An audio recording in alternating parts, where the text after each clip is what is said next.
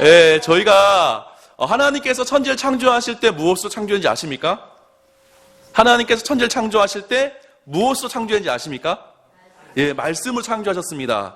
하나님께서는요, 천지를 창조하실 때 말씀하시니까 말씀하신 그대로 그것들이 순종해서 이루어졌습니다. 하나님께서 빛이 있으라 하시니까 없던 빛이 순종해서 생겨났다라는 것이에요. 맞습니까? 맞습니까? 네. 하나님께서 천지를 창조하실 때 없던 빛을 향해서 빛이 있으라 하시니까 빛이 생겨났어요. 하나님께서 우리에게도 하나님의 형상을 따라 지음받게 하셨는데 동일하게 우리에게도 말의 권세가 있다는 겁니다. TV 프로그램 보셨습니까? 똑같은 밥을 해서요, 한 곳에 담고 다른 한 곳에 담았을 때 이 한 곳에는 축복의 말을 하고 한 곳엔 저주의 말을 합니다. 한 곳에 축복의 말을 할 때는 사랑해, 고마워, 감사해, 좋아 이런 말을 축복을 합니다. 다른 한 곳에는 싫어, 미워, 저리 가 이렇게 저주의 말을 하기 시작했어요. 그리고 난 다음에 일주일 뒤에 열어보니까 어떻게 되는지 아십니까? 축복의 말을 한 곳에는 하얗게 발효가 되었고 저주의 말에는 푸른 곰팡이가 피었다는 거죠. 그것이 우리에게 말의 권세가 있다는 증거예요. 하나님의 형상으로 창조되었던 증거예요. 우리가 믿음의 선포를 할 때에 하나님께서 그렇게 우리 가운데에 실제로 그렇게 만들어주실 줄 믿습니다. 할렐루야. 다시 한번 선포했으면 좋겠습니다. 옆에 분 보시면서요, 장로님께, 권사님께, 집사님께 좀 인사했으면 좋겠습니다. 선포하시면서 하나님께서 성함을 부르시면서 집사님을 새롭게 하실 것입니다. 다시 한번 선포했으면 좋겠습니다. 하나님께서 오늘 이 밤에 우리에게 큰 은혜 주실 것입니다. 할렐루야. 네, 사랑하고 축복합니다. 네, 오늘 저희 시간은 이제 빌립보서 말씀을 전체를 통해서 하나님께서 우리에게 말씀하시는 것이 무엇인지 좀 함께 나누고 은혜 받는 시간 되었으면 좋겠습니다. 제가 김웅일 목사님께 작년 4월 달에 한번 기도해보자라고 말씀을 하셨어요. 그래서 기도하는 가운데 있는데 제가 김웅일 목사님하고 이제 연말돼가지고 일정을 조절하는 가운데 목사님 제가 요때에서부터 요때까지 시간이 됩니다라고 말씀을 드렸어요. 말씀을 드렸는데 목사님께서 기도하시고는 그러면 2월 20일 날 와서 3월 3일 날 가면 좋겠다 말씀하셨어요. 제가 그 말씀에 순종했어요. 사실은 그 사이에 어떤 일정이 있긴 있었는데 그것을 취소하고 말씀에 순종하는 마음으로 이곳으로 달려왔거든요. 그런데 제가 이곳에 와보니까요, 그날이 정말 그날에 꼭 왔었어야 되는 날이더라고요. 목사님 말씀하셨는데요, 김웅일 목사님께서 말씀하실 때 제 마음 가운데 어떤 마음이 있었냐면은 정말 기도하는 목사님이시거든요. 제가 중학교 때부터 목사님 배웠어요.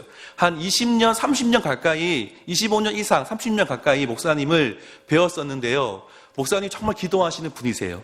그래서 여기 와서 또 느꼈습니다. 아, 정말 기도하시는 분이다. 하나님께서 지금 오늘 이곳에 하나님께서 우리를 새롭게 하시고 우리의 큰 은혜가 준비되었구나. 제가 확신하는 마음으로 이 자리에 섰습니다. 우리가 기대하는 마음으로 3일 동안 우리가 함께 마음을 열고 하나님 은혜를 사모하는 시간 되었으면 좋겠습니다. 네, 강의를 하기 전에, 말씀 전하기 전에 저희 가족 잠깐 사진을 제가 지금 PPT를 계속 보여드릴 건데 혹시 보이지 않는 분들은 이쪽으로 좀 오셔도 괜찮을 것 같아요. 그래서 괜찮으니까 오셔도 됩니다. 예, 이쪽까지 오셔도 되고요. 편안하게 계시면 되겠습니다. 예, 저는 이제 제주에서 말씀을 연구하고 가르치는 사역을 하고 있습니다. 말씀을 가르치고 연구하고 가르치는 사역을 하고 있는데 제주도에서 우리 가족이 정말 하나님 닮기를 간절히 사모하는 마음으로, 하나님을 닮기를 사모하는 마음으로 저희가 기도하는 마음으로 있습니다. 저희 아내는요, 이제 저를 만나가지고 잘 만났는지 잘못 만났는지 저를 만나가지고 고생하면서 이렇게 사모로서 함께 사역하고 기도하고 있고요. 지금도 기도하고 있고요. 그리고 두 아이는요, 9살과 7살 남자 아이들입니다. 그래서 전 걱정인 게, 전 늘 좀 아이들을 보면서 그런 마음이 있어요. 하나님께서 이 아이들에게 어떻게 인도하실까, 그런 마음이 있는데 아이들이 벌써부터 목사가 되겠다고 이야기해가지고 걱정이 이만저만 아닙니다. 어떻게 이 험난한 길을 할 수 있을까 걱정하고 있는데, 저는 이렇게 행복한 가정으로 제주도에서 하나님을 닮기를 사모하면서 주님 닮고 주의 은혜를 사모하면서 살아가고 있습니다. 함께 좀 기도해 주시면 좋겠습니다. 나중에요. 예, 네. 사람들이요, 이제 시작하긴 사람들이요, 보통 이제 기뻐할 때가 있습니다. 맞죠? 보통 언제 기뻐합니까? 보통은 사람들이 어떠한 욕구가 있는데 그 욕구가 채워지면 기뻐해요.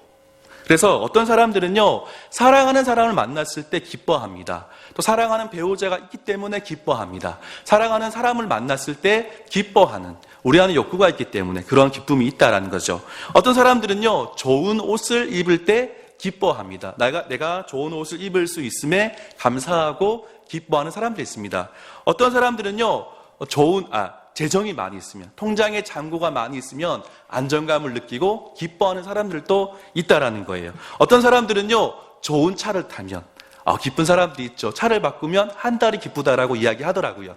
기뻐하는 사람이 있습니다. 어떤 사람들은요, 좋은 집을 사게 되면, 또 좋은 집에 살게 되면 기뻐하는 사람들이 있다라고 이야기합니다.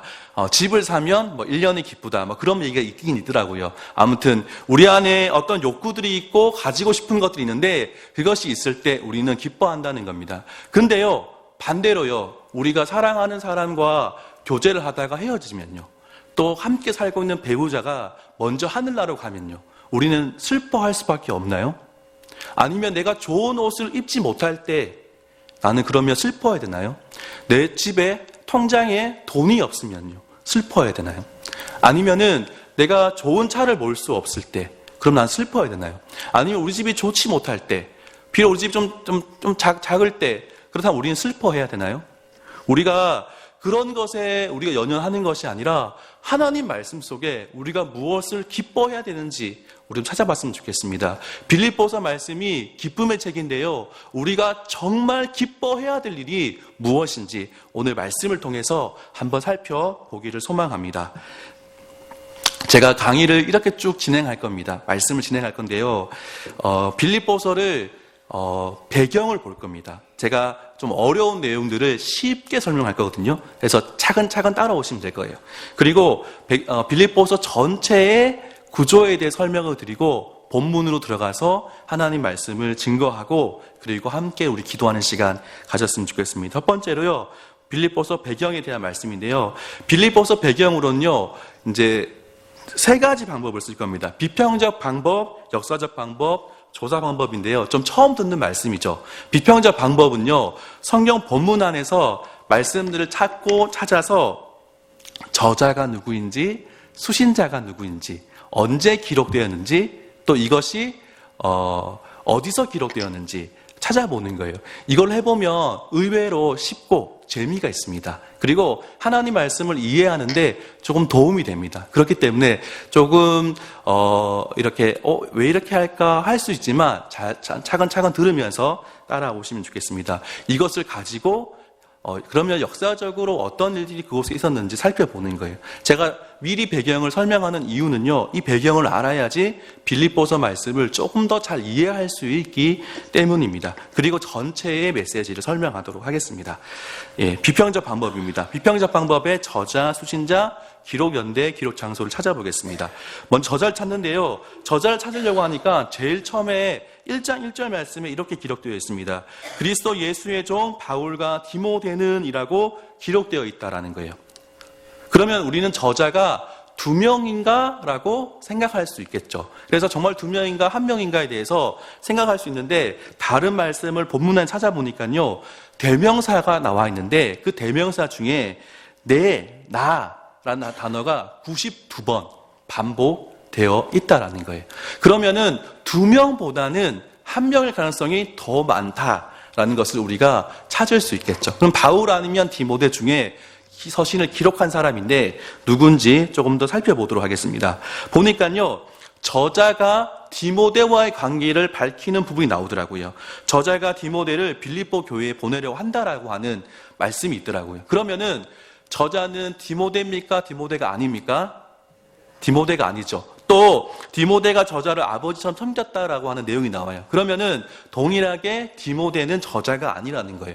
그럼 나라고 이야기하는 사람은 누구라고 우리가 생각할 수 있습니까? 바울이라는 거죠. 그래서 우리는 저자는 바울이에요. 이 바울이 어떤 사람인지 좀 살펴봤으면 좋겠습니다. 우리가 너무 잘 아는 바울이지만 한번 정리해 보겠습니다. 바울은 어떤 사람이었냐면요, 처음에는 예수님을 싫어했고 예수님 믿는 사람들을 박해했던 사람이었습니다. 그런데 그가 다메섹으로 가는 길에 예수님 만나게 되고 하나님의 기적을 체험하게 되고 하나님을 믿기로, 예수님 믿기로 결정하고 예수님을 증거하는 자로 살기로 결정합니다. 그리고 아라비아로 가 3년 있다가 돌아와서요, 그가 한 것이 뭐였냐면은 복음을 증거하기 위해서 전도여행을 떠난 것입니다. 1차 전도여행을 떠납니다. 거기서 고생을 하죠. 매를 맞고 죽을 뻔도 하고 돌아옵니다. 그리고 예루살렘 공회에서 이방인에게도 복음을 증거하고 그들도 예수님 믿을 수 있음을 회의합니다. 그리고 난 다음에 2차 전쟁을 떠납니다. 2차 전쟁을 떠날 때요, 바울이 다른 지역으로 바로 간 것이 아니에요. 어디 갔냐면 1차 전도여행 지역을 먼저 갑니다. 갈라디아 지역을 가서요, 교회가 잘 있나, 세워진 교회가 잘 있나 보는 거예요. 교회를 사랑하는 마음에. 그리고 난 다음에 바울이 아시아로 가려고 했지만 성령의 인도하심을 따라서 마게도냐 지역으로 가게 되죠. 그래서 간 곳이 빌립보 지역입니다. 그리고 그 옆에 데살로니가, 그 옆에 베레아, 그리고 내려와서 아덴으로 갔다가 고린도에서 1년 6개월 정도 머물다가 돌아가는 길에 이제 아시아인 에베소로 가서 이제 아시아 사람들을 만나게 되는 거죠. 그리고는 내가 지금 빨리 가야 되니 갔다가 오겠다 하고는 가죠. 바울이 2차 전도를 마치고요, 3차 전도를 떠날 때 두 단어가 있어요. 얼마 있다가. 이 말은요, 오랜 시간 있었던 것이 아니라 바울이 3차 전도행을 떠날 때요, 정말 잠깐만 있다가, 아마 2차 전도를 마치고 내가 좀 쉬어야지, 고생했잖아, 그런 것이 아니라 다시 3차 전도행 갈 거를 준비해서 다시 3차 전도에 떠납니다. 떠날 때 어디로 가는지 아십니까? 1차 전도여행식을 가요. 그래서 갈라디아 지역에 있는 교회를 돌아봅니다. 교회가 잘 있나, 혹시나 시험 들어 넘어지진 않았나 또 돌아보는 거예요. 교회를 사랑하는 마음이 바울에게 너무 있는 거예요. 그리고는 이제는 에베소, 아시아로 가게 됩니다. 거기서 3년 정도의 시간 동안 말씀을 가르치고 돌아가는 길에 바로 돌아가지 아니하고 다시 마게도냐 지역 갔다가 또 고린도 지역 갔다가 아가야 지역 갔다가 돌아가는 길에 에베소로 못 가서 밀레도로 갑니다. 밀레도로 가서 어떻게 합니까? 에베소에 있는 장로들 다시 불러라 해가지고는 다시 부르고는 고별 설교를 하고요, 떠납니다. 예루살렘으로 돌아가는 길에 사람들이 말려요. 어떤 걸 말립니까? 너 돌아가면 큰일 나니까 가지 마라, 성령께서 막으신다, 가지 마라, 큰일 나간다 라고 하니까 바울이 어떻게 합니까? 나의 달려갈 길과 주 예수께 받은 사명을 이루기 위해서 내 목숨조차 조금 더 귀한 것으로 여기지 않겠다 하면서 예루살렘으로 들어간 사람이 바울이에요. 바울이 왜 들어간지 아십니까? 당시에 이방인 교회와 유대인 교회가 하나 되지 못했어요. 바울의 관심은 어떻게 이방인과 유대인이 하나 될 수 있을까, 통일하게 하나님 백성 될 수 있을까에 대한 고민이 있었습니다. 그래서 바울이 생각한 것은 뭐냐면, 예루살렘 교회가 힘들었어요. 지금 힘든 상황이었어요. 그때 이방인 교회에서 후원을 일으킨 거예요. 연보를 일으킨 거예요. 그리고는 이 연보를 예루살렘 교회에, 유대인 교회로 대표되는 예루살렘 교회에 전달하면, 그들이 받으면 아마도 이방인 교회도 인정할 것이다라는 마음으로, 바울의 간절한 소망은 유대인 교회와 이방인 교회가 하나 되는 것이었어요. 그 일을 이루기 위해서 조금 더 자신의 목숨을 귀한 것으로 여기지 않고 들어가겠다고 해서 들어가서 어떻게 됐습니까? 그대로 붙잡혀서 감옥에 갑니다. 바울이 여기서 포기하지 않고 하나님께서 말씀하신 대로 로마까지 가겠다라고 하면서 로마 감옥에 갇혔고요. 로마 감옥에 갇힌 이후에 풀려납니다. 풀려나서요, 디도서를 보면은 그가 그레데라는 섬에 간 것을 우리가 알 수 있어요. 거기 사역을 하다가 또다시 잡힙니다. 잡혀가지고요, 이제는 정말 예수님 전하다가 복음 때문에 네로 황제에 의해서 순교를 당하게 된 사람이 바울이라는 겁니다. 그 사람이 쓴 서신이 바로 빌립보서 말씀이에요. 우리가 어떻게 그에 대해서 생각해야 되는지, 어떠한 사람인지에 대해서 우리가 좀 생각하면서 말씀을 좀 보았으면 좋겠습니다. 수신자는요, 빌립보에 사는 모든 성도들, 감독들, 집사들이라고 되어 있어요. 되게 독특합니다. 감독과 집사들이 나오고 있다라는 거예요. 당시에 교회 조직이 잘 갖춰지지 않은 이때에도 빌립보에는 이미 10년 정도 시간 지난 상황이거든요. 교회를 개척한 지. 그래서 그곳에는 감독도 있고 집사님도 세워져 있는 그런 상황이라는 거예요. 그래서 우리가 생각할 수 있는 것은요, 수신자는 빌립보 교회라고 생각할 수 있습니다. 빌립보 교회가 언제 시작했는지 우리가 좀 살펴보고 싶습니다. 빌립보 교회는요, 두 군데서 시작됐어요. 첫 번째로 우리가 알 수 있는 것은 뭐죠? 바울이 빌립보에 갔습니다. 회당이 없어가지고요, 기도할 곳을 찾았어요. 찾으니까 물가에서 기도하려고 했는데 그곳에 누가 있었습니까? 루디아가 있었죠. 루디아를 만나게 됩니다. 루디아는 원래 하나님을 믿고 있었대요. 여기서 하나님은요, 어떤 개념이냐면 유대인의 하나님을 믿고 있었어요. 유대인의 하나님을 섬기고 있었거든요. 섬기고 있었는데 그 유대인의 하나님을 믿는 루디아에게 바울이 가서 복음을 증거하게 됩니다. 예수님을 증거하게 되는 거죠. 그가 예수님을 믿고 세례받게 되고 그곳에서 교회가 시작됩니다. 한 군데가 바로 루디아의 집이라는 거예요. 또 다른 교회는 간수의 가족, 감옥의 간수의 집입니다. 그가 빌립보에서 사역하다가 귀신 들린 여종을 만나게 되고 그 여종의 상황을 보고 안타까운 마음으로 예수님의 이름으로 선포하노니 떠나갈지어다 해서 귀신을 쫓아버립니다. 그러고 난 다음에 그 여종의 주인이 바울을 고소해서 바울이 매맞고 고생하고 감옥에 갇히게 돼요.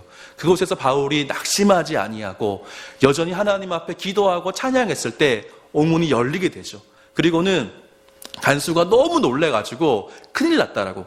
간수는요, 죄수가 도망가면 자기가 죽어야 되는 그러한 규칙이 있거든요. 그만큼 철저하게 지켜야 되는데, 그래서 간수가 자결을 하려고 하는데 바울이 나 여기 있다고 이렇게 이야기하면서 말리고 그에게 복음을 증거했고, 그리고 그 가정에게 세례를 베풀었습니다. 그래서 빌립보 교회는요, 독특하게도 두 가정교회로 시작한 교회가 빌립보 교회였다라고 우리가 알 수 있습니다. 우리가 말씀을 보면요, 빌립보 교회 안에 분열의 문제가 있거든요. 아마도 두 개의 가정교회에서 시작해서 아마도 조금은 그런 영향이 있을 수 있다는 걸 생각하면서 저희가 들어갔으면 좋겠습니다. 그리고 빌립보 교회는요, 아주 힘든 상황 속에서도 바울을 위해서 열심히 연보하고 후원해 준 교회가 빌립보 교회고요.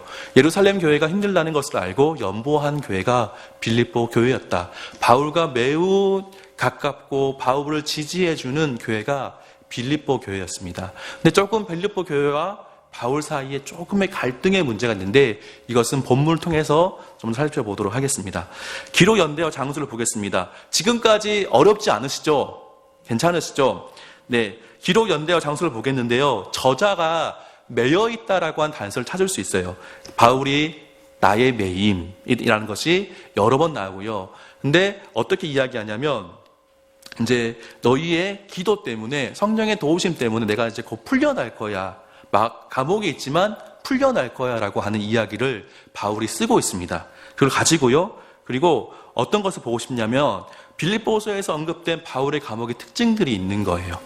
편지를 보낼 수 있고 소식을 들을 수 있고 사람들이 바울과 자유롭게 머무를 수 있고 풀려날 가능성이 있고 갇혀있는 바울에게 물건이나 재정을 전달할 수 있는 상황이었고요. 시위대안 이런 단어들이 있다라는 것을 우리가 보고요. 한번 찾아봤으면 좋겠습니다. 좀 복잡할 수 있는데 자세히 한번 들어보세요. 사도행전에 바울이 감옥에 가는데 몇 번의 감옥이 있는지 아십니까? 4번의 바울이 4번이나 감옥에 갇히게 되거든요. 한번 보겠습니다. 첫 번째 감옥은 빌립보입니다. 빌립보서를 빌립보 감옥에서 썼다는 것은 좀 말이 안 되죠. 그러니까 저희가 언제인지를 찾아보는 거예요. 언제인지를 찾아야지 역사적 배경을 찾을 수 있거든요. 괜찮으시죠? 빌립보 감옥은 아니라는 거예요. 왜냐하면은 빌립보 감옥에서는요, 옥문이 열리고 그런 혼란한 틈 속에서 편지를 쓸 수 없었을 뿐만이 아니라 하루밖에 머물지 않았고요. 또 빌립보에서 빌립보서를 쓰는 것은 조금 말이 안 맞다. 그래서 빌립보 감옥은 아닐 것이다. 두 번째 감옥은 예루살렘 감옥입니다. 바울이 3차 전도행을 마치고 예루살렘에 들어갔을 때 감옥에 갇히게 되죠. 근데 이때는요 2, 3일 정도의 시간밖에 없어요. 그리고 유대인들이 바울을 죽이려고 호시탐탐 노리던 시간이었어요. 바울이 이런 전쟁통 같은 시간 속에서 편지를 기록할 수 없었다라는 것이죠. 세 번째는 가이사랴 감옥입니다. 감옥에 갇힌 기간이 2년이라는 시간 동안 감옥에 갇혀 있습니다. 그리고 자유가 있었고 친구들이 방문할 수 있는 편지를 충분히 쓸 수 있는 시간이 있지만 어떠한 특징이 있냐면은 바울은 이때에 자기가 풀려날 것을 소망하지 않습니다. 언제 풀려날 것을 소망합니까? 어디까지 간다고 생각했습니까?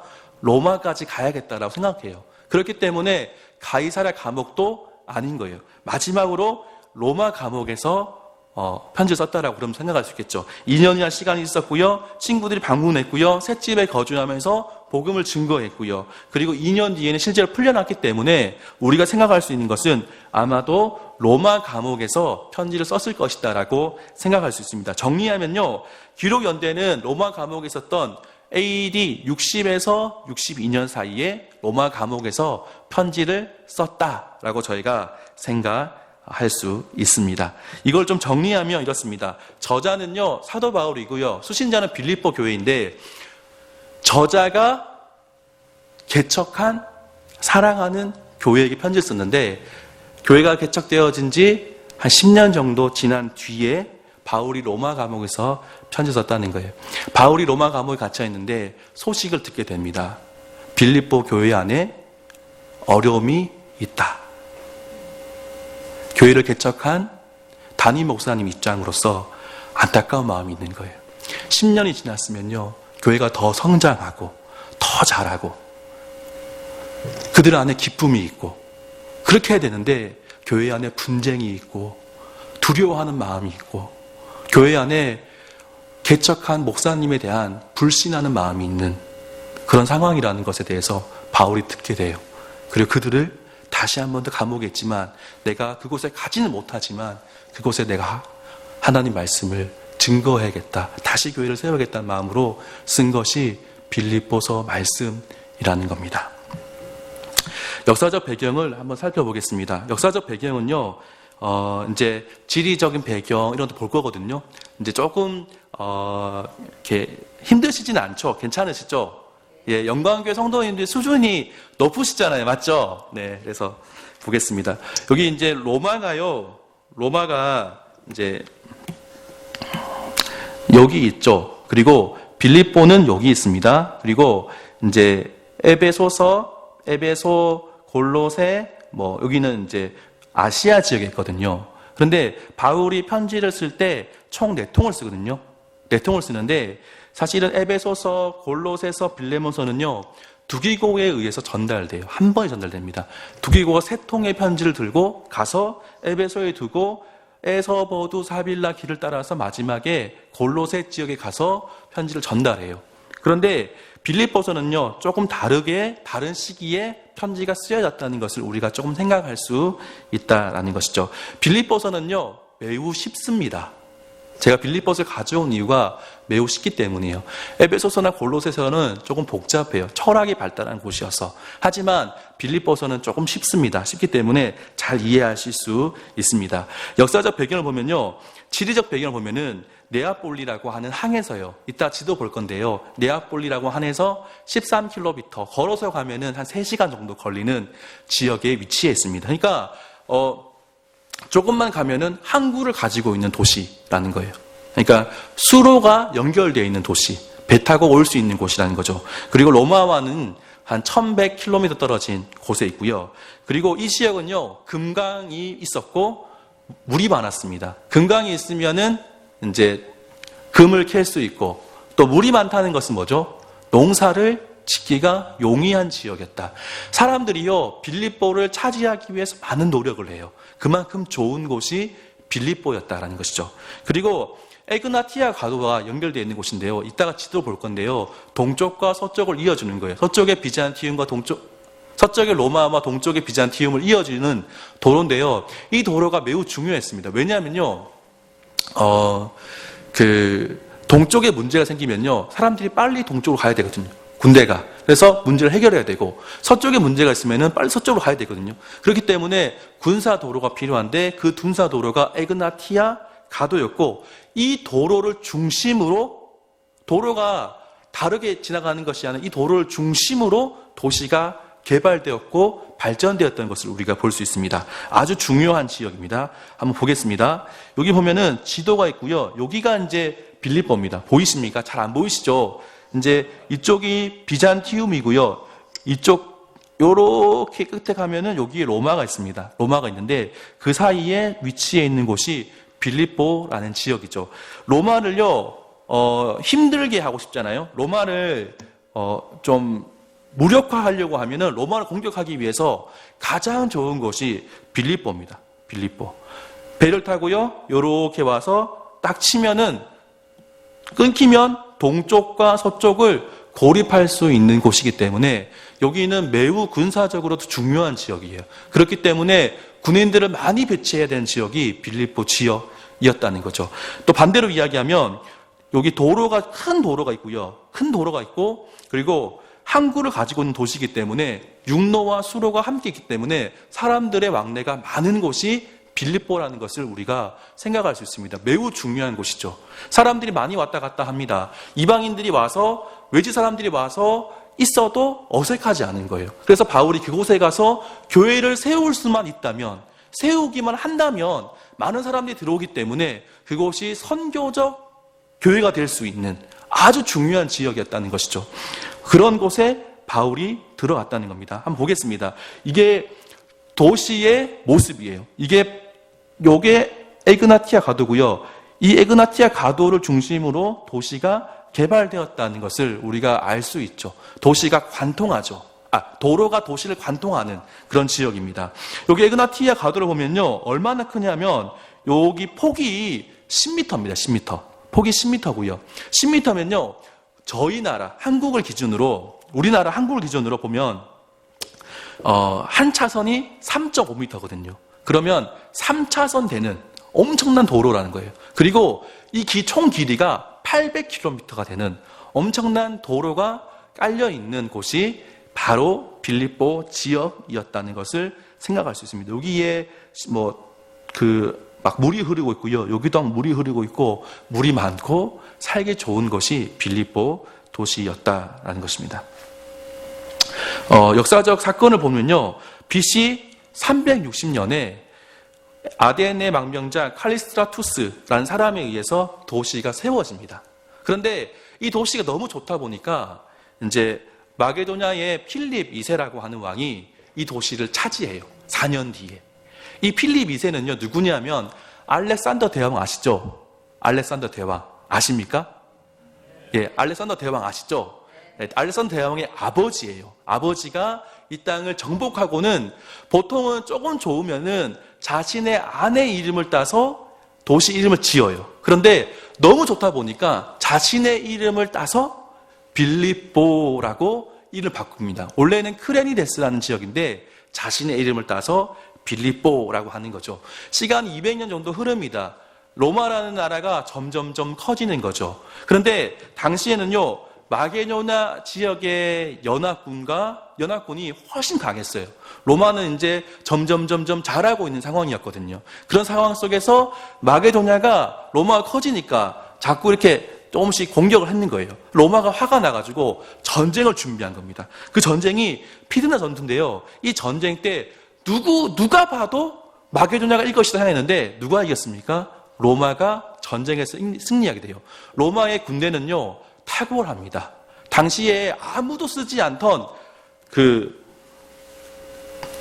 진형을 씁니다. 일렬 대형도 있고 여러 대형들이 있는데 그 대형을 훈련해서 전쟁에 나가서 이 마게도냐 연맹을 무찌르고 전쟁에서 승리하게 되고 그 지역 전체를 로마가 차지하게 됩니다. 그리고 난 다음에 BC 42년에요. 카이사르라고 하는 황제가 있었거든요. 황제가 있는데 이 사람이 독재 정치를 계속 하게 됩니다. 그러니까 누가 화가 났냐면 신하 중에 브루투스라고 하는 신하가 너무 화가 난 거예요. 자꾸만 독재 정치를 하니까 원로원이 있는데 원로원의 말을 무시하고 막 독단적으로 하니까 브루투스가 이 카이사르를 살해합니다. 카이사르의 양아들이 옥타비아누스였습니다. 옥타비아누스는 매우 어렸고요. 당시에 20대 초반, 10대 후반 정도 되는 아주 어린 나이에 있는 사람이 옥타비아누스였고요. 그의 장군인 안토니우스가 나이가 많고 전쟁을 잘하는 장군이었어요. 그래서 옥타비아누스와 안토니우스가 한편이 됩니다. 그리고 브루투스는 카시우스와 한편이 돼서 전쟁을 하는데 이때에 빌립보 도시가 옥타비아누스 편을 듭니다. 그래서 전쟁 가운데서 승리하게 돼요. 그래서 안토니우스와 옥타비아누스가 전쟁에 승리하는데 후에 한 10년 정도 뒤에 또 옥타비아누스와 안토니우스가 전쟁을 하게 됩니다. 이유는 뭐냐면 안토니우스가 옥타비아누스의 누이인 옥타비아와 결혼을 합니다. 그런데 그 결혼 후에 안토니우스가 누구에게 사랑에 빠지게 되죠? 클레오파트라라는 사랑에 빠지게 돼요. 그리고 옥타비아와 이제 이혼을 하게 되고 그런 상황 가운데서 이제 옥타비아누스와 안토니우스가 갈라지게 된 거예요. 전쟁을 하는데 안토니우스가 옥타비아누스를 우습게 봅니다. 옥타비아누스는 한참 어린 사람이었고 안토니우스는 전쟁에 너무 탁월한 장군이었기 때문에 아유 네가 한번 해봐라 전쟁해보자 하는 마음 전쟁을 하는데 누가 이겼습니까? 옥타비아누스가 이기게 되죠. 근데 이때에 빌립보는 줄을 잘못 섰어요. 안토니우스 편이 됩니다. 왜냐하면 안토니우스 세력이 훨씬 셌기 때문에. 그런데 옥타비아누스가 마치 그 새끼 사자 같이 이렇게 발톱을 숨기고 있다가 확 이렇게 해서 전쟁에 승리하게 되거든요. 그래서 이제 옥타비아누스 승리했는데 그런데 옥타비아누스가 마음이 넓은 사람인 거예요. 그리고 이 지역이 빌립보 지역이 너무 중요한 지역이에요. 그래서 어떻게 하냐면 이 옥타비아누스가요. 이 빌립보라는 지역이 너무 좋기 때문에 너무 중요한 지역이기 때문에 특별한 칭호를 내립니다. 율리아 아구스타의 식민지라고 하는 콜로니라고 하는 그러한 특별한 칭호를 내리게 돼요. 이 칭호는요. 어떤 의미가 있냐면 황제의 도시다라고 하는 의미예요. 그러면은 어떤 의미가 있냐면 로마와 동일하다. 로마 도시와 황제가 사는 로마 도시와 동일한 동등한 위치에 있는 것이 빌립보다라고 이야기한 거예요. 그리고 로마 도시의 특권을 가지게 됐고요.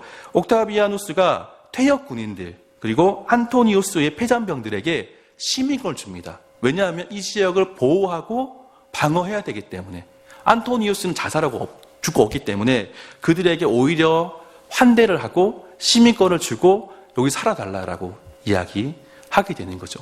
그렇기 때문에 이 빌립보라는 도시는요.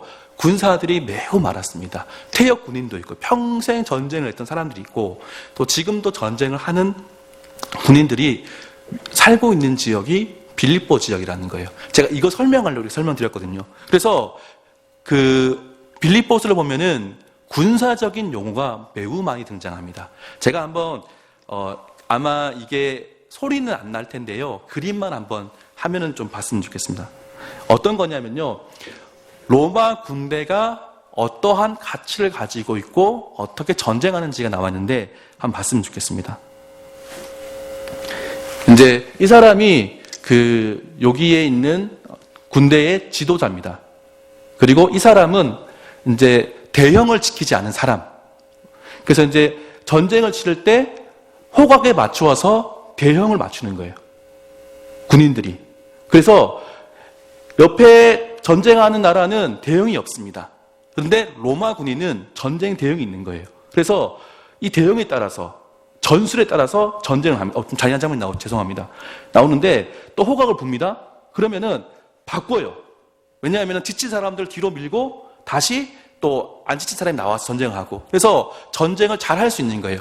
로마 군인에서 중요한 것은 뭐냐면은 전술을 잘 지켜야 돼요. 한 마음으로.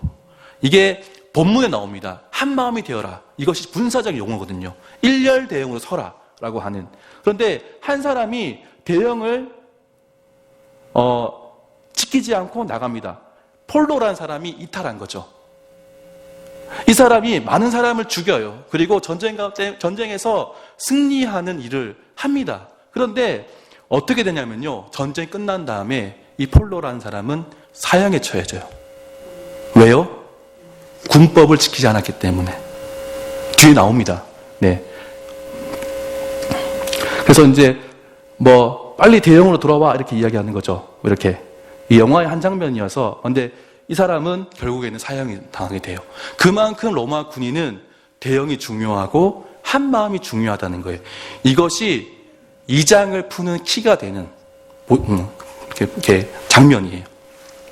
그래서 이제 전쟁의 영웅이었지만 그가 이렇게 됐다라고 이야기하면서 법은 봐주지 않는다고 하면서 그를 이제 목숨으로 그 대가를 치를 것이라고 하면서 전쟁에서 그렇게 이탈한 행동 때문에 이 사람은 죽임을 당해야 되는 상황이 되는.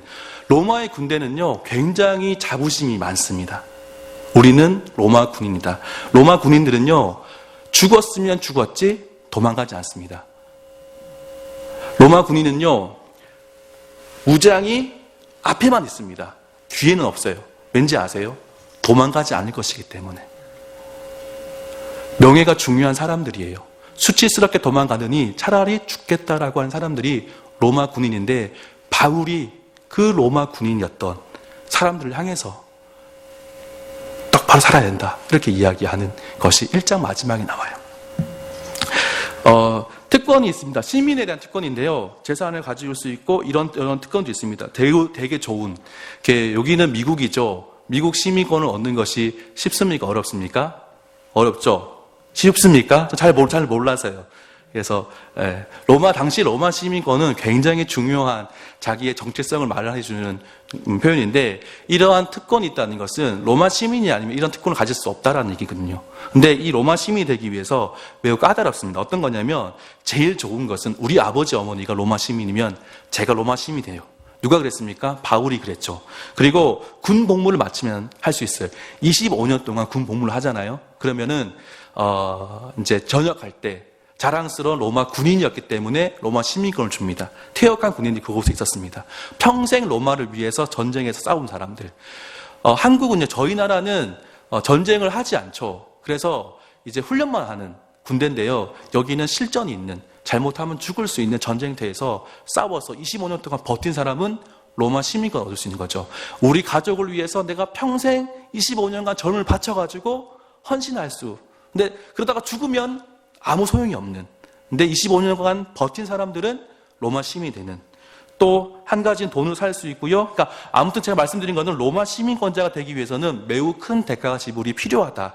돈으로 사든지 아주 제한되어 있다라는 것이죠. 역사적 배경을 보겠습니다. 당시는 계급 사회였습니다. 본문에 좀 더 설명드릴게요. 황제부터 노예까지 계급 사회였고요. 로마 시민권 제가 앞에서 말씀드렸고, 당시에는 명예와 수치가 굉장히 중요했습니다. 말씀드렸듯이 로마의 군인들은 굉장히 명예로운 것을 선택합니다. 수치스럽게 도망가는 것보다 차라리 명예롭게 죽는 것이 좋다. 만약에 제가 전쟁을 했다가 도망쳐서 오잖아요. 그러면은 저는 공동체에 못 들어갑니다. 부끄러워서. 차라리 내가 전쟁에서 죽을 걸 하는 후회됩니다. 근데 저만 그렇게 되는 것이 아니라 저희 가족 전체가 도망간 가족이야, 도망간 가문이야, 평생 그걸 달고 살아야 되거든요. 저희 아버지가 만약에 전쟁에 갔다가 도망쳐 왔잖아요. 그러면은 저희 아버지 때문에 저는 평생 사람들에게 부끄러움을 가지면서 보내야 되는. 근데 지금 상황은 어떤 상황이죠? 바울이 어디에 있습니까? 로마 감옥에 있죠. 수치스러운 일을 당하고 있는 거예요. 담임 목사님이 수치를 당하고 있는데, 우리 좀 약간 뭔가 좀 안 맞잖아요. 근데 바울이 자신의 상황에 대해서 설명하는 것이 1장 말씀에 나와 있다는 거예요. 그리고 여성의 지위가 높았습니다.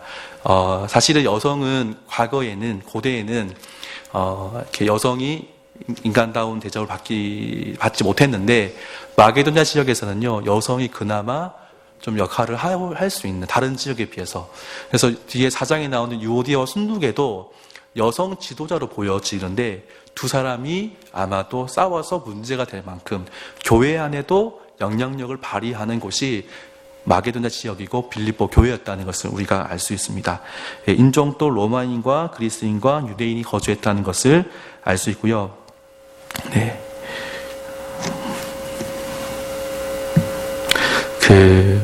이건 마지막에 다시 설명드릴게요. 빌립보서 구조를 좀 보겠습니다. 빌립보서 구조를요, 처부터 끝까지 쫙 펼치면 이렇게 펼칠 수 있어요. 이렇게 펼칠 수 있는데 여기 1장 1절부터 시작해서요. 1장 1절부터 시작해서 이제 그 1장 4장 23절까지 내용을 좀 펼치면 이렇게 볼 수 있어요. 어떻게 되는지 한번 볼게요. 제가 좀 쉽게 좀 정리를 해봤습니다. 딴 1장 1절부터 30절까지 말씀은요, 바울이 갇혀 있는 것에 대해서 의문이 있는 빌립보 교회 성도들에게 내가 지금 갇혀 있어도 누가 증거되고 있다고요? 예수님이 증거되고 있다. 내가 갇힌 것이 수치스러운 일이 아니다라고 이야기하는 거예요. 그리고 내 이름이 짓밟힌다 할지라도 내가 아무 일에도 부끄러워하지 아니하고 오직 예수님만 존귀하게 되기를 원한다라고 이야기하면서 내 이름이 중요한 것이 아니라 내 명예가 중요한 것이 아니라 내 수치가 중요한 것이 아니라 예수님의 이름이 존귀하게 되는 것이 중요하다라고 그들에게 말하면서 바울의 자신에 대해서 변호하는 겁니다. 수치의 문제에 대해서 변호하고 가르쳐주는 것이 1장의 말씀이에요. 그리고 2장과 3장에서는요, 두 가지 교회 안에 문제가 있습니다. 첫 번째 문제는 분열에 대한 문제예요. 교회 안에 분열이 있는 거예요. 이 분열의 문제를 어떻게 다루냐면 겸손한 마음이 필요하다. 예수님의 마음으로 너희가 겸손해야 된다라고 설명하고 있는 거예요. 그리고 두 번째 문제는 할례파 공격이 시작되어진 거예요. 바울이 가는 곳마다 세운 교회마다 할례파의 공격이 있습니다. 바울이 전한 복음으로는 부족하다라고 이야기한 사람들이에요.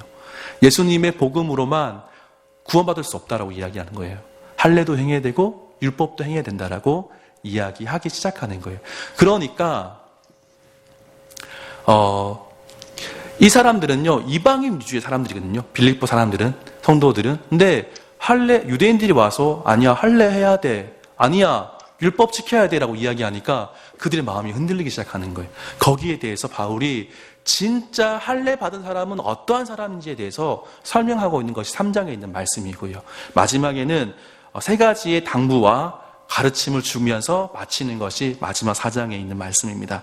이제 한 장씩 말씀을 좀 살펴보면서 저희가 하나님 말씀을 은혜 나누었으면 좋겠습니다. 첫 번째로 바울에 대한 의문을 어떻게 바울이 해결하는지 한번 살펴보았으면 좋겠습니다. 먼저 바울에 대해서 제가 좀 관찰해 봤어요. 바울이 어떠한 사람인지를 제가 관찰해 봤는데, 바울은 어떤 사람이라고 쓰고 있냐면 자신을 소개할 때 예수님의 종이다라고 소개하고 있습니다.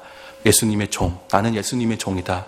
당시에 우리는 이것이 너무나 익숙하고 종이 마치 하나님의 사역자를 향해서 부르는 말이라고 저희는 생각하고 있지만 원래부터 그런 의미가 있는 것이 아니에요. 종은 어떤 의미입니까? 주인이 하라고 하는 것을 하는 사람이 종이에요. 엄밀히 말하면 노예인 거죠. 예수 그리스도의 노예라고 자신을 소개하고 있는 겁니다. 바울은요, 자기 마음대로 사는 사람이 아니라는 거예요. 어떤 사람입니까? 예수님이 이거 하라면 하는 거예요. 예수님이 감옥에 가라면 가는 거예요. 예수님이 전도행 떠나라면 떠나는 거예요. 예수님이 매 맞으라면 매 맞는 거예요. 예수님이 감옥에 가라면 가는 거고, 예수님이 어디 가라면 어디 가는 사람이 나는 그런 사람이다라고 소개하고 있다는 거죠. 그리고 바울은요, 성도들을 사랑하는 마음이 너무 많았습니다. 성도들 사랑하는 마음이 너무 많았어요. 설명을 드렸죠. 교회를 세우고 나면요, 알아서 해. 나는 이제 모르겠어. 하면서 내버려둔 것이 아니라 전도행을 떠날 때마다, 사실 전도행 떠나는 것이 너무 어렵거든요. 사실 제가 비행기를 타고 몽골도 가고 필리핀도 가고 중국도 가고 다니거든요. 일본도 가고 다니는데 전도행 하는 게, 여행을 하는 게 비행기를 타고 가도 너무 힘들잖아요. 미국 와보니까 제가 처음으로 느낀 건데 엉덩이가 아프더라고요. 처음으로 느꼈는데 엉덩이가 아프더라고요. 아, 미국은 11시간 타고 오면 엉덩이가 아프구나. 갈 때는 13시간 걸린다고 하더라고요. 그래서 엉덩이가 아픈. 너무너무 힘들더라고요. 막 허리도 아프고 뒤틀리고. 제가 창가에 원래는 하여튼 창가에 앉았는데 나가는 것도 힘들고, 들어오는 것도 힘들고, 너무 힘들더라고요. 힘든데 저도 지금 이렇게 힘든데요. 바울은요, 얼마나 힘들겠습니까? 바로 목적지로 가도 되는데 목적지로 바로 가지 않고 항상 교회를 둘러보고 가는 거죠. 빌립보 성도들을 향해서도 사랑하는 마음이 있는 거예요. 우리 안에 이런 마음이 있길 소망합니다. 옆에 분들 좀 바라보시겠습니까? 사랑합니다, 축복합니다. 우리 이렇게 한번 인사했으면 좋겠습니다.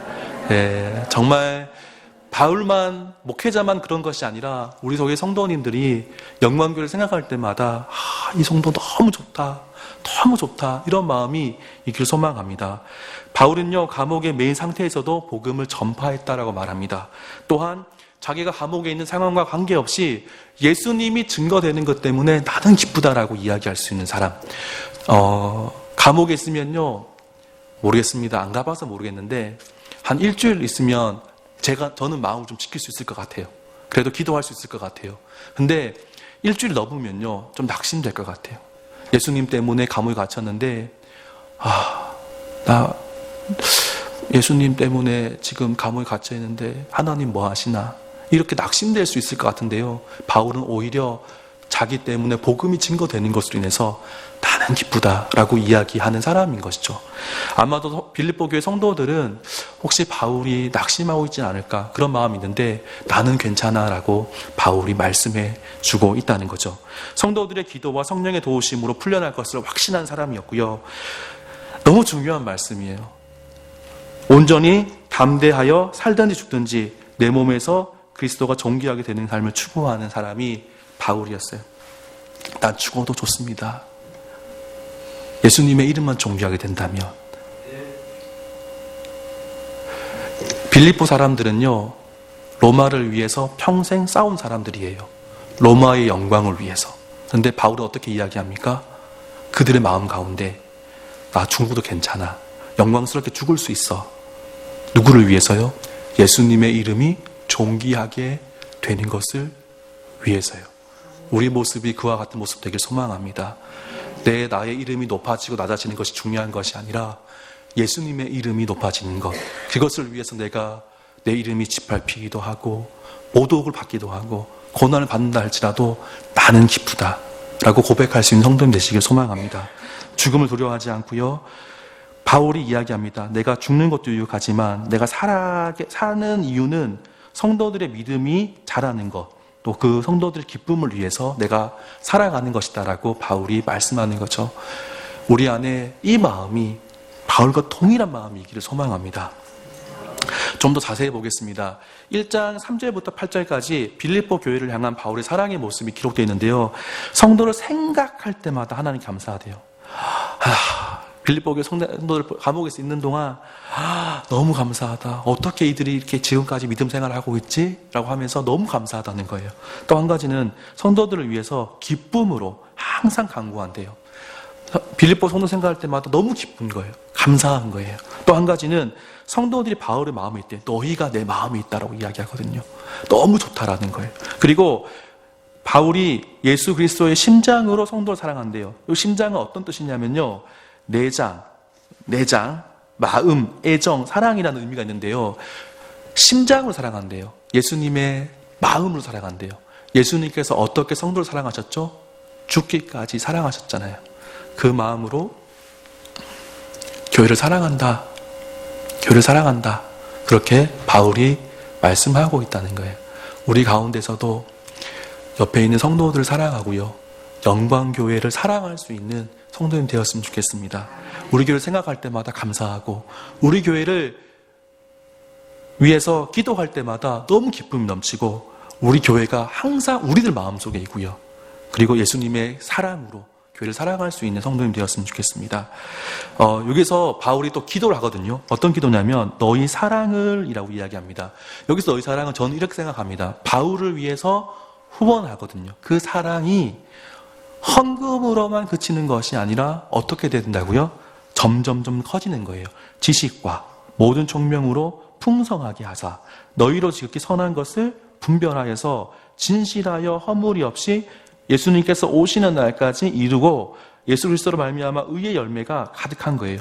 너희 사랑이. 그리고 하나님의 영광의 찬송이 되기를 원한다. 이 너희 사랑이 그냥 사랑으로 그치는 것이 아니라 하나님을 예배하고 하나님을 찬양하는 모습이 되었으면 좋겠다라고 고백하는 거죠. 우리 모습 가운데서도요, 어떤 것을 볼 수 있습니까? 우리가 교회를 위해서 헌금을 하고요, 우리 교회를 위해서 봉사하고요, 우리 교회를 위해서 예수님을 위해서 하는 모든 모습들이 그냥 그 주방 봉사하고 청소하고 찬양대하고 찬양으로 섬기고 여러 섬기는 것으로 그치는 것이 아니라 그 모습이 어떻게 된다고 말씀하고 있습니까? 그것이 하나님 앞에 드려지는 예배가 되었으면 좋겠다. 그렇게 기도하고 있는데 우리의 모습이 그와 같기를 소망합니다. 네, 바울이 매임의 결과를 말씀하고 있어요. 복음의 전파가 진전이 되었대요. 내가 지금 매였는데 이걸 설명하는 거예요. 내가 매인 것은 내가 잘못해서 매인 것이 아니라 하나님의 뜻으로 매여 있다고 설명하는 거예요. 잘 들어보세요. 복음 전파 때문에, 매인 것 때문에 복음 전파가 진전이 일어났대요. 점점점 커졌대요. 보세요. 어떤 사람들이 이제 주 안에서 신뢰함으로 겁 없이 하나님의 말씀을 담대하게 전파. 그러니까 이런 거예요. 바울이 감옥에 갇히니까 갑자기 막 우리가 가만히 있으면 안 되겠다라는 마음으로 사람들이 겁 없이, 그 전에 좀 두려운 마음이 있었는데 바울이 지금 감옥에 갇혔는데라고 하면서 더 복음을 증거하는 사람들이 일어났다는 거예요. 봐라, 내가 감옥에 갇혔더니 내가 아니라 이제 수많은 사람들이 일어나서 복음을 증거하는 사람들이 일어난다. 이것은 하나님 뜻이야 라고 말씀하는 거죠. 투기와 분쟁으로 순수하지 못하게 다툼으로 그리스도를 전파하는 사람들이 발생했다. 어떤 모양인지 모르겠지만은 바울을 치기하고 질투하고 투기하고 분쟁하는 마음으로도 어쨌든 예수님이 증거되고 있고 착한 뜻으로 사랑으로 참으로 그리스도가 지금 전파되고 있는 것을 보지 않느냐라고 이야기하면서 내가 감옥에 갇힌 것은 부끄러운 일이 아니다라고 말하는 거예요. 무슨 방도라든지 전파되는 것은 누구라고요? 예수님이기 때문에 나는 괜찮다라고 설명하는 것이 이 부분의 말씀이라는 거예요. 이것과 연결해서 한번 말씀 보겠습니다. 바울이, 저는 너무 중요한 말씀이 20절, 21절 말씀인데요. 어떤 말씀이냐면요. 나의 간절한 기대와 소망을 따라 아무 일에든지 어떻게 한다고요? 부끄러워하지 않는데요. 이 부끄러운 것은요, 빌립보 사람들에게는 목숨과도 같은 거예요. 그런데 바울은 내 이름이 수치스러워지고 내 이름이 짓밟히고 나란 사람이 어려워지고 힘들어지는 것, 나 그것 때문에 부끄러워하지 않아. 왜요? 예수님이 존귀하게 된다며. 그들은 이 생각 못했을 거예요. 왜냐하면 자신들의 명예가 너무 중요했거든요. 근데 바울은 나는 아무것도 아니야. 예수님만 드러나면 된다. 아마 그들 가운데 큰 감동이 있었다고 생각합니다. 우리 가운데도 동일한 은혜가 있길 소망합니다. 내 이름이 아니라 예수님의 이름만 드러날 수 있는 교회 될 수 있길 소망합니다. 지금도 전과 같이 담대하여 살든지 죽든지 내가 사는 것이 그리스도가 살기 때문에 죽는 것도 유익하다라고 바울이 그들에게 고백하고 있다는 거예요. 이렇게 바울이 자신에 대해서 의문이 있는 상황에 대해서 자신의 상황을 설명합니다. 나는 부끄러운 것이 아니야. 감옥에 있는 것은 부끄러운 것이 아니야. 오히려 예수님 때문에 고난받는 것을 도망가는 것이 부끄러운 것이야 라고 설명하면서 자신에 대해서 마치고 있습니다. 여기서 이제 1장 27절부터 30절까지 말씀은요, 이제 교회로 넘어가요. 2장과 3장에 있는 내용이 이제 넘어갈 때 쓰여진 도입과 같은 부분인데요. 이제 합당하게 생활하라라는 단어가 나와요. 복음에 합당하게 생활하라. 이 말이 어떤 의미냐면요, 시민처럼 행동해라. 시민권자처럼 행동해라 라고 하는 말이에요. 보세요. 제가 신대원 때요, 예비군 훈련을 갔습니다. 예비군 훈련 갔는데 신대원 이제 총신 신대원에 있을 때 예비군 훈련 갔는데 사람들이 다 전우사님들이 이제 예비군 군복을 입고 훈련 들어가지 않습니까? 맞죠? 그리고 이렇게 학부생들도 이제 동일하게 예비군 훈련복을 입고 군복을 입고 예비군 훈련을 가거든요. 근데 군복만 입으면 전도사님들도 다들 이렇게 걸음걸이가 이렇게 정장을 입고 교회에 있으면 딱 이렇게 걸을 텐데 이렇게 좀 약간 삐딱하게 걷고, 그다음 모자도 이렇게 대충 쓰고, 뭐 총도 대충 끌고 다니고 이렇게 했었거든요. 자연스럽게 이제 그 예비군의 모습이 나오더라고요.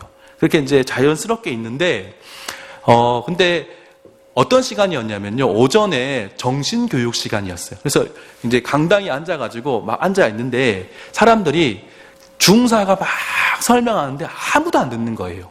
어떤 사람들은요, 그 중에 좀 거룩한 사람들은 책도 펴서 책도 보고요. 어떤 사람들은 피곤하니까 자기도 하고, 어떤 사람들은 뭐 이렇게 각자가 이제 할 것들만 하는 거예요. 근데 갑자기 앞에서 중사분이 한마디 하더라고요. 너무 심하니까. 한마디 했는데 어떤 말인지 아십니까?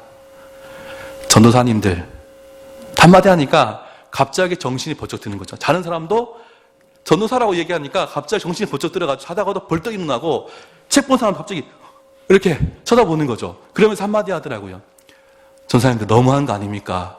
저는 지금 어느 교회의 청년인데 이런 모습을 하면 안 되는 거 아닙니까? 이러니까 갑자기 공기가 바짝 들기 시작하고요. 그날 훈련을 아무도 대충 받은 사람이 없어요. 왜냐하면 그 사람이 우리가 전도사라는 것을 알았기 때문에 갑자기 정신이 번쩍 드는 거죠.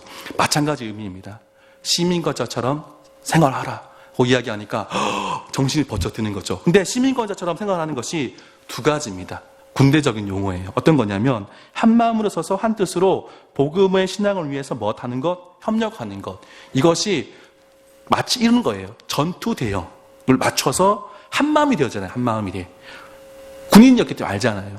그렇기 때문에 한 마음이 되는 것. 2장에 있는 분열의 문제에 대해서 이야기하는 거예요. 두 번째는 무슨 일이든지 대적하는 자들 때문에 두려워하지 말라는 거예요.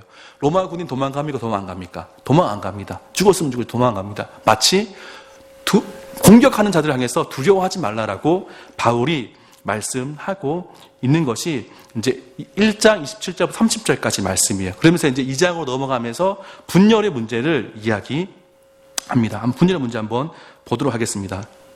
네.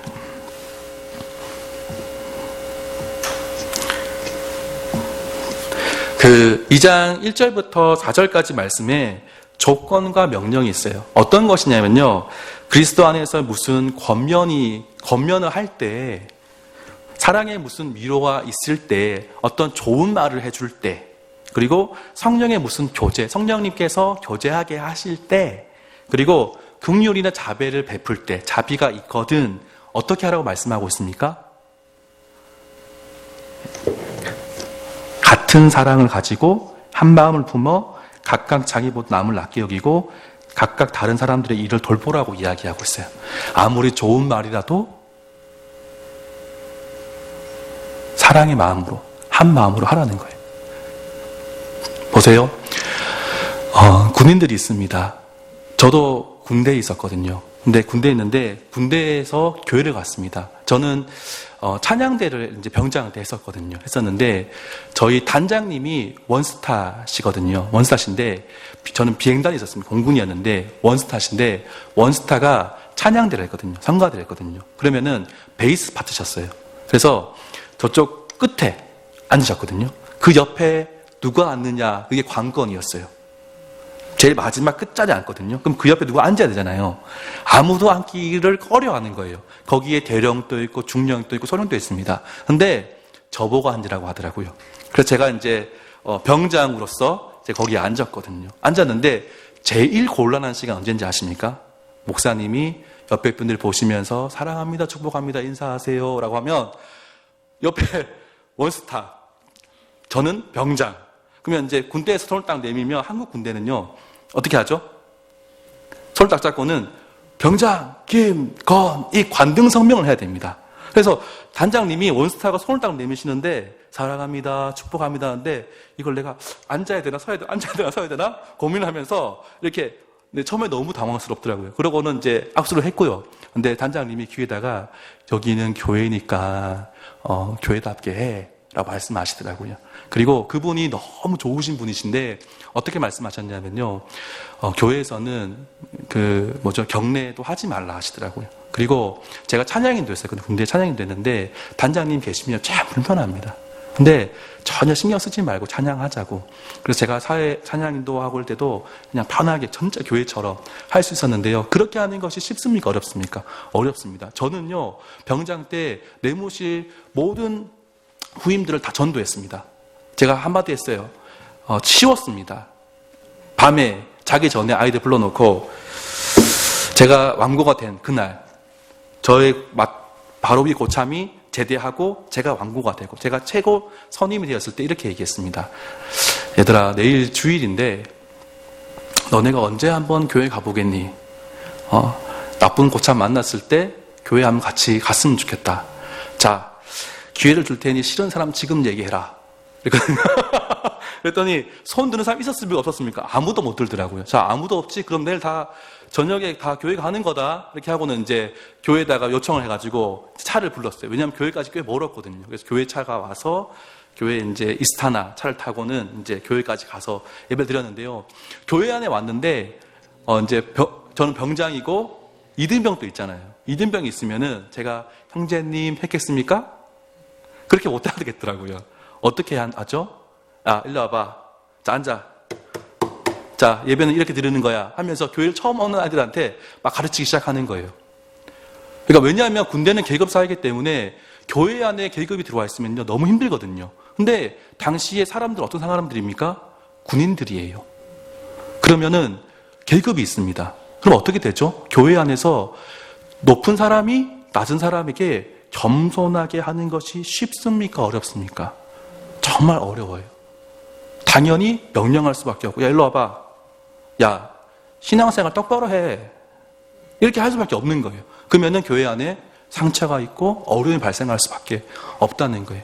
바울이 여기에 대해서 너희가 이렇게 좋은 뜻으로 하더라 할 때 어떻게 했냐면 진짜 사랑하는 마음으로, 한 마음으로, 겸손한 마음으로 나보다 이 사람이 낫다라고 생각하라고 말씀하고 있는 거예요. 그러면서 원리를 설명하는데 어떤 원리냐면요, 예수님에 대해서 이야기합니다. 예수님도 하나님의 본체시고 하나님과 동등된 분이신데 동등됨을 취할 것으로 여기지 아니하셨대요.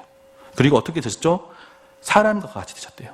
종의 형체, 피조물을 되신 거죠. 그리고 거기서 멈춘 것이 아니라 어떻게 됐죠? 죽기까지 복종하셨고 피조물에 의해서 십자가에 달려 죽으셨다는 거예요. 하나님이 인간이 되었고 그리고 인간을 위해서 죽으신 사건. 근데 그렇게 했더니 하나님이 어떻게 하셨죠? 하나님이 그를 높여서 모든 이름 위에 뛰어난 이름을 주셨대요. 그리고 모든 무릎이 예수님의 이름에 꿇게 하셨대요. 그리고 예수를 주라 시인하여 하나님께 영광을 돌리게 하게 하셨다. 예수님이 낮아지셨는데 누가 높여주셨다고요? 하나님이 높여주셨다.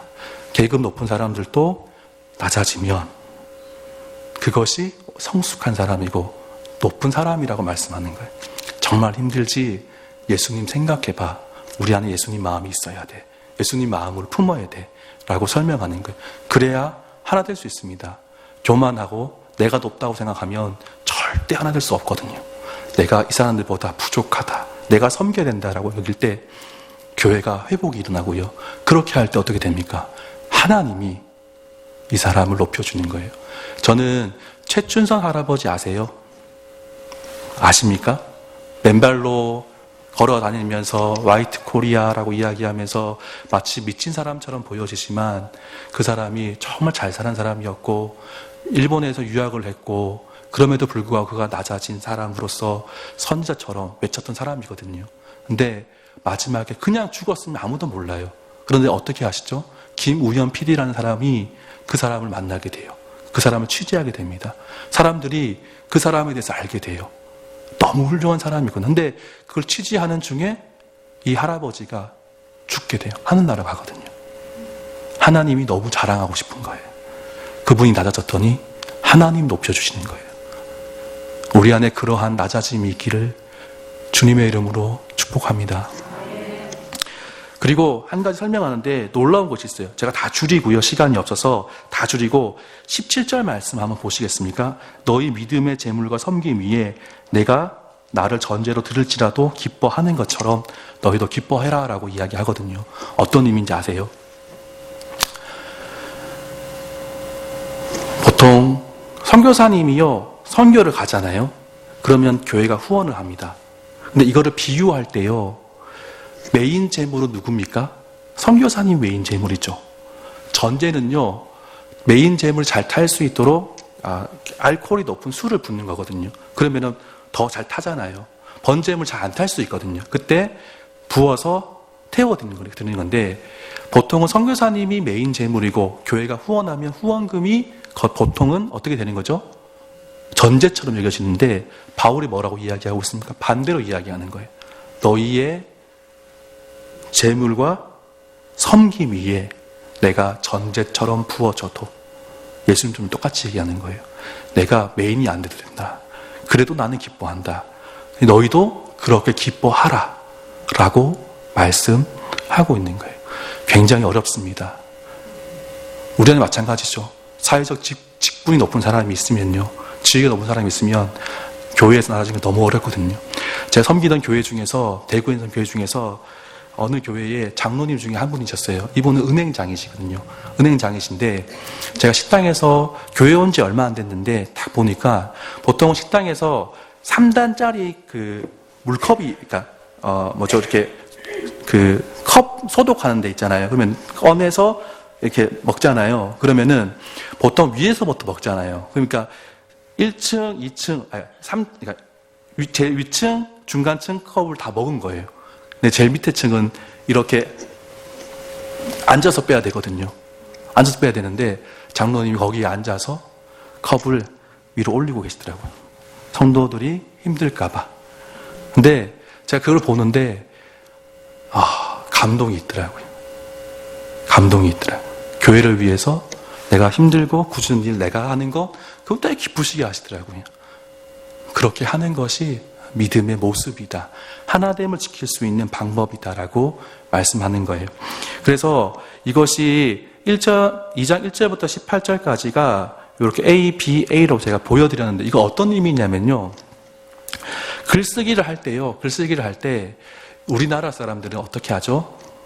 두갈식 또는 미갈식이에요. 쓰고 싶은 말을 제일 처음에 쓰고 쓱 쓰거나, 아니면은 미갈식은 쭉 쓰다가 마지막 결론으로 이제 쓰는 것이 미갈식이에요. 그런데 두갈식과 미갈식이 같이 있는 거예요. 저희 나라 사람들은 두갈식, 미갈식, 양갈식이 편한데 그 이스라엘 사람들, 중동 사람들은요 중갈식이 편해요. 중요한 말을 중간에 씁니다. 그래서 여기 보면요, 여기까지는 미갈식이죠. 미갈식. 그래서 막 쓰다가 중요한 걸 딱 씁니다. 그리고 여기로 보면요, 이렇게 끊어서 보면은 두갈식인 거예요. 중요한 것을 시작해서 다시 이렇게 나가는 거. 이렇게 많이 쓰는데 어떤 의미가 있냐면요, 문제 해결의 방법과 문제 해결의 방법 사이에 뭐가 있습니까? 원리가 있는 거예요. 그 원리는 무엇입니까? 예수님의 마음이라는 거예요. 그것을 보여드리기 위해서 보여드렸고요. 그런 마음이 있길 소망합니다. 디모데도 동일한 거예요. 디모데도 추천을 하는데, 내가 디모데 추천하는데 디모데 추천하는 유일한 이유가 뭡니까? 이거예요. 딴 사람들은요 예수의 일을 구하지 않았어요. 그리고 자기 일을 구했대요. 힘들고 어려울 때 도망갔대요. 근데 디모데는 연단을 받았어요. 고난을 당하고 힘듦을 당하는 것, 때로는 모욕을 당하는 것도 견뎠기 때문에 디모데를 추천하는 거예요. 동일하게 에바브로디도 추천합니다. 이유가 뭡니까? 에바브로디도는요 그 빌립보 교회에서 바울을 섬기라고 보내준 사람인데, 이 사람이 어떻게 섬겼는지 설명하는 거예요. 어떻게 섬겼냐면 죽을 병이 걸렸어요. 근데도 자신의 몸을 돌보지 아니하고 섬겼던 사람이거든요. 그렇기 때문에 그는 진짜다라고 이야기하는 거예요. 너희 안에 디모데와 같이, 에바브로디도와 같이 그러한 모습이 너희 안에 있어야 된다 이야기하는 거예요. 내가 높아지려고 하는 것이 아니라 겸손한 모습으로, 예수님만 드러내는 모습으로 있을 때 교회가 하나 될 수 있다라고 말씀하고 있습니다. 이제 3장에 대한 내용을 보겠습니다. 3장은 할례파에 대한 이제 공격이 있는데, 그 공격에 대해서 어떻게 하는지를 보여주는 거죠. 대조 영업입니다. 이것과 이것을 비교하니까 너가 뭐 선택할래? 이렇게 하면서 비교하는 건데 한번 보겠습니다. 거짓 할례파가 나오고요, 참 할례파가 나옵니다. 그러니까 어떤 거냐면은 사람들이, 할례파들이 와서요 이제 육체를 자랑하고 막 그런 사람들 있잖아요. 할례를 자랑하고 막 그런 사람들 향해서 그 사람들은 어떤 모습인지 설명하는데 뭐라고 이야기합니까? 개들이래, 개들. 멍멍 짖는 짐승과도 같다라고 이야기하죠. 행악하는 자들이고 몸을 상해하는 일을 하는 사람이다. 근데 진짜 할례파는 어떤 사람이냐면 성령으로 봉사하는 사람, 말하고 정죄하고 괴롭히고 힘들게 하는 사람이 아니라 성령으로 봉사하는 사람이 진짜 할례파다라고 바울이 말하는 거예요. 예수님을 자랑하는 사람이 진짜 할례파인 거예요. 육체를 자랑하는 것이 아니라 내가 뭐 어떻게 했고가 중요한 것이 아니라 예수님을 자랑하고 예수님을 드러내는 사람이 진짜 할례파다라고 말씀하고 있습니다. 육체를 신뢰하지 않은 사람, 이 사람이 진짜 할례파다. 보세요. 바울도 변화 이전과 변화 이후의 바울의 모습에 대해서 바울이 설명합니다. 자신도 예수님 만나기 전에는요, 그들보다 더욱 육체를 신뢰야만 했대요. 그리고 부모에게 물려받아 너무나 좋은 조건, 나면서 뭐 베냐민 집하고 뭐 이스라엘 중에 이스라엘인이고, 뭐 히브리인 중에 히브리인이고, 뭐 이런 거 있잖아요. 이렇게 이야기하면서 너무 좋은 조건이 있고, 자신이 쌓은 업적도 너무 대단한 것이 있는 거예요. 그런데 어떤 모습이에요? 예수님 믿고 변화된 이후에 그것은 다 쓰레기 같은 거, 배설물 같은 거다라고 이야기하는 거예요. 흔들리는 사람 성도들에게 사실 나도 옛날에는 똑같았어. 그런데 예수님 만나고 보니까 그거 아무것도 아니야. 내가 자랑하고 싶은 거, 내가 어느 대학 나왔고, 내가 어디서 무엇을 하고 있고, 그거 아무것도 중요한 것이 아니다라고 말씀하고 있는 거예요. 아이가 있는데 첫째 아이가 정말 좋아하는 것이 있어요. 뭐냐면은 로보카폴리 아십니까? 로보카폴리라는 장난감이 있어요. 만화가 있거든요. 있는데 정말 좋아했어요. 근데 경찰차인데요, 얘가 변화됩니다. 변신합니다. 변신하면은 로봇가 됩니다. 정말 좋아했거든요. 그래서 이 로봇을 할머니를 만날 때마다 할머니 사줘. 그래서 로보카폴리가 이것도 있고 저것도 있고 이것도 있는데 종류가 많아요. 막 사더라고요. 그래서 할머니는 좋으니까 사주는 거예요. 사줬는데 시간이 이제 1년, 2년 지났어요. 그러니까 나중에는 이게 유치한 장난감이 되는 거예요. 그 다음 팽이를 좋아하기 시작했거든요. 그러면서 이 장난감이 아무것도 아닌 거예요. 어떻게 했냐면 교회에 첫째보다 더 어린, 첫째, 둘째보다 더 어린 목사님 아들이, 부목사님 아들이 있었는데 걔가 와서 로보코폴 너무 좋아하는 거예요. 다 줘버리는 거예요. 아무 필요 없는 거예요. 이제는 팽이만 있으면 되니까. 그런 모습인 거죠. 과거에는 이것이 전부인 줄 알았는데 예수님 믿고 나니까 이건 다 쓰레기야. 필요 없는 거. 그렇게 고백하는 거예요. 우리 모습 가운데 그런 모습이 있길 소망합니다. 정말 그런 모습이 있길 소망합니다. 예수님이 최고다. 예수님이 최고다. 바울이요, 성화된 삶을 이야기합니다. 거짓 할례파 있잖아요. 행악하는 자들. 그 사람들이 어떻게 이야기했냐면요, 나는 다 이루었다라고 이야기한 사람들이었어요. 근데 바울은 뭐라고 이야기합니까? 우리는 이룬 사람들이 아니다. 내가 이미 얻었다 함도 아니고 온전히 이루었다 함도 아니다. 나도 지금 그것을 잡으려고 달려간다. 그리고 나는 아직 잡은 줄로 여기지 아니한다. 그러면서 한 말이 뭐냐면 표대를 향해서 달려간다. 그리고 누구든지 이렇게 생각하라고 이야기하는 거예요. 달려가요. 우리가 멈추면 안 되는 거예요. 신앙생활을 멈추면 이제 그만해도 되겠다. 이건 틀리는 거라는 거예요. 공격했던 할례파들은요, 나 다 했어. 나한테 배워. 나 다 이루었어. 라고 이야기한 사람들이었어요. 너무너무 교만한 사람들이었죠. 근데 바울은 나도 지금 달려가고 있어. 너희도 지금 어떻게 된다고요? 믿음을 위해서 달려가야 된다라고 말씀하고 있는 거예요. 그러면서 우리와 그들에 대해서 대조하고 있는데요. 우리는요, 하늘 시민권자예요. 그리고 그들은요, 십자가의 원수로 행하는 자들이에요.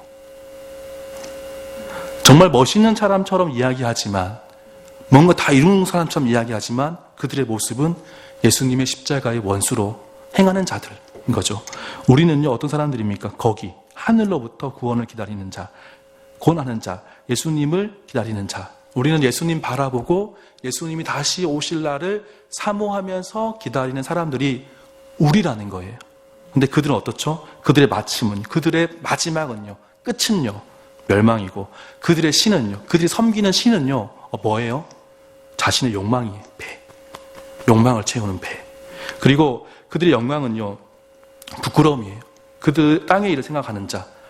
실제로는 멋있게 보이고 굉장히 화려해 보이고 좋아 보이지만 그들은 어떤 사람들입니까? 이런 사람들이라는 거예요.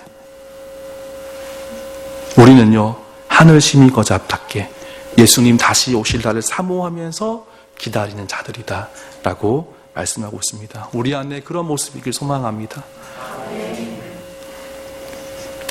정리하면 이렇고요. 넘어갈게요. 마지막으로 마지막 당부가 감사예요. 너무 중요한 부분들이 있습니다. 보겠습니다. 세 가지 당부인데요. 나와라 참깨. 네, 세 가지 당부인데 세 가지입니다. 주 안에서 같은 마음을 품으라. 주 안에서 항상 기뻐하라. 끝으로 행하라. 유오디아와 순두개를 권하노니 같은 마음을 어떻게 하라고요? 품어라. 그리고 저 여인들을 너희가 도와주고 글레멘드 외의 나의 동료자들을 도우라. 교회를 향해서 교회 사역자들을 잘 섬겨라고 말씀하고 있죠. 싸우지 말고 협력하라고 말씀하고 있습니다. 또 동일한 것은요, 항상 기뻐하라고 말씀하고 있어요. 너희 기뻐해야 된다. 담임 목사님 입장에서는 그런 마음이에요. 성도가 기쁘면 너무 좋아요. 성도가 슬프면 함께 슬퍼요. 그래서 힘든 일이 있어도 기뻐하라고 말하는 거예요. 그래서 마지막으로는 너희가 배운 대로 행하라 라고 말씀하고 있다는 거예요. 그러면서 바울의 자신이 어떤 삶을 사는지 말씀하는 거예요. 재정의 원칙인데요. 재정에 좌우되지 아니한 자세예요. 어떤 사람입니까? 바울은요. 재정이 있다고? 재정이 없다고? 나 못하겠어. 재정이 있다고? 나 할 수 있어 한 것이 아니라 재정이 있든지 없든지 상관없는 사람이에요. 하나님 주시면 감사하고 없어도 하나님 안에 살 수 있는 사람이라는 거죠. 어떤 형편에서든지 자족할 수 있는 자세, 일체의 비결을 가지고 있고요. 능력 주시는 자에서 모든 것을 할 수 있음을 고백하는 자세, 선물이 아니라 성도의 풍성한 열매를 구하는 자세, 내가 받고 그치는 것이 아니라 성도들에게도 후원한 것 이상의 것들이 흘러가기를 원하는 사람, 후원한 자들에게 충분한 공급이 있기를 기도하는 자세, 그다음 모든 영광을 하나님께 돌리는 자세. 바울이 자신의 모습이 재정에 좌우되는 모습이 아니라고 설명하는 거죠. 우리 모습이 그와 같게 소망합니다. 또 한 가지는요, 선교 헌금에 대해서 바울이 가르치고 있어요. 너희가 후원한 거 너무 감사해 라고 이야기하는데, 그 감사한데 너희 선교 헌금은 이런 거야 라는 거예요. 어떤 거냐면 받으실 만한 향기로운 제물이래요. 보세요, 그냥 돈이 아니에요. 하나님께 드리는 제물인 거예요. 하나님께 드리는 거예요. 그리고 하나님을 어떻게 한 거예요? 기쁘시게 한 것. 하나님을 기쁘시게 하는 모습이 선교 헌금이야. 내가 바울에게 100만 원 줬어. 바울에게 200만 원 줬어. 바울에게 10만 원 줬어. 20만 원 줬어. 이게 아니라 내가 하나님께 드리는 거야. 그렇게 말씀하고 있습니다. 그리고 바울이요, 동일하게 선교 헌금에 대해서 감사합니다. 하나님께 드린 것이니까 당연한 거야 라고 하지 않고 그럼에도 불구하고 감사하다고 표현해요. 저도요, 후원하시는 분들이 있어요. 저는 와인 간사로 사역하면서 와인 간사들은 사례가 없습니다. 그래서 어떻게 사냐면요, 하나님께서 공급해 주신 대로 살아가고 있어요. 살아가고 있는데, 교회에서 이제 파트타임으로 이제 교육 목사로 있으니까 얼마의 이렇게 사례가 있거든요. 그 사례를 받고, 작은 사례를 받고 아내가 조금 일을 해서 같이 사는데요. 하나님께서 후원해 주셔야지 저는 사역을 다닐 수 있어요. 근데 하나님이 매번 후원해 주시는 것을 보거든요. 하나님께서 그것을 일으키시는 걸 봐요. 제가 몽골에 갈 때도, 키르기스탄에 갈 때도, 인도에 갈 때도, 필리핀에 갈 때도, 여러 군데 다닐 때도, 여기 미국에 올 때는 사례금이 있잖아요. 근데 보통 선교지에 가면 사례가 별로 없어요. 비행기 값도 잘 안 나와요. 그래서 후원을 받아야 갈 수 있는데, 저는 후원하시는 분들에게 늘 감사를 표현해요. 1년에 한 번, 또 1년에 2번 표현하거든요. 감사합니다 표현하고, 당신의 헌금 때문에 제가 이런 사역을 할 수 있었습니다 라고 표현하는데, 바울이 거기에 대해서 감사하는 마음을 가지고 있는 거죠. 너희가 나를 생각나게 하던 것이 이제 다시 싹이 났다. 재정에 대해 자족하는 법을 배웠으나 내 괴로움에 함께 싸워줘서 나는 잘했다. 그리고 마게도냐를 떠날 때에 내 일에 참여한 교회가 너희 외에는 아무도 없었다. 마게도냐, 빌립보, 데살로니가, 베레아가 마게도냐 지역에 있는데, 거기서 떠나서 아덴으로 갈 때 빌립보 교회만 후원해 줬다라고 말하는 거죠. 데살로니카에 있을 때도, 빌립보 다음에 간 곳이 데살로니카인데 거기 있을 때도 2번이나 있을 것을 보내주었고, 지금 감옥에 있는데 에바브로디도 편으로 너희가 보내주어서 감사하다라고 표현하는 거죠. 이제 마지막으로 좀 정리하고 함께 기도했으면 좋겠습니다. 빌립보서 적용을 함께 할 텐데요. 우리가 이렇게 말씀을 배웠어요. 첫 번째는 바울에 대한 의문을 바울이 해결합니다. 어떻게 해요? 내 힘으로 그리스도 전파되고 내 이름이 짓밟혀도 나는 부끄러워하지 않는다. 왜? 예수님의 이름이 존귀하게 되면 나는 부끄러워하지 않는다. 그리고 분열의 문제에 대해서 예수 그리스도의 마음, 너희가 고난을 당하는 것, 그것이 너희 안에 필요하다. 너희가 아무리 계급 사회지만, 계급이 중요하지만 교회 안에 들어왔을 때 계급장 다 떼고 오히려 더 겸손하게 교회를 하나됨을 위해서 기도하라.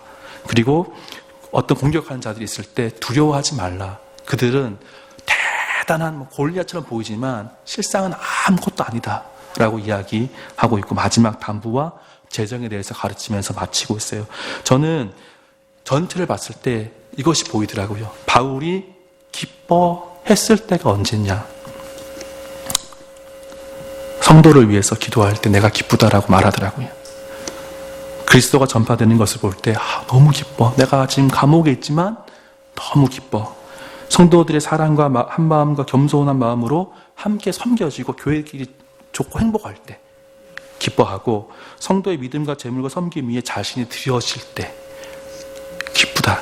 그리고 사랑하고 사모한 형제들이 있을 때 너희 때문에 내가 기쁘다. 성도들이 바울을 생각할 때, 목회자 생각할 때 너무 기쁘다는 거예요. 어떻다라고 말씀하고 있죠? 정리하면요, 이렇게 저 정리해봤습니다. 그리스도가 존귀하게 되는 것과 그리스도의 몸된 교회가 든든히 세워지는 것을 기뻐하는 바울이에요. 자기가 고난 당하는 것으로 수치스럽게 여기지 아니하고 죽는 것도 유익하다라고 여기는 바울의 자세예요. 근데 또 한 가지는 뭐냐면요, 바울이 성도들에게 기뻐하라고 한 때가 있더라고요. 언제냐면요, 바울과 함께 자신이 드려질 때, 에바브로디다와 같은 사역자를 볼 때 목숨을 아끼지 아니하고 주의 몸된 교회를 위해 예수님을 위해 섬기는 자를 볼 때 기뻐하라고 이야기하고 있고요. 당위적 명령으로 기뻐하고 계속 기뻐하라고 말하고 있는 거예요. 어떻습니까? 예수님이 존귀하게 되는 것과 그리스도의 몸된 교회가 세워지는 것으로 기뻐하라고 하는 바울의 모습이에요. 그리스도를 위한 고난이 우리의 기쁨이 되어야 된다. 십자가의 길을 가는 것이 우리의 기쁨이다. 이것이 빌립보서 말씀의 핵심인 것입니다. 우리는 어떤 것으로 기뻐합니까? 어떤 것으로 기뻐해야 되겠습니까? 우리 안에 이런 것이 아니라요, 저는 이것을 도전하고 싶습니다.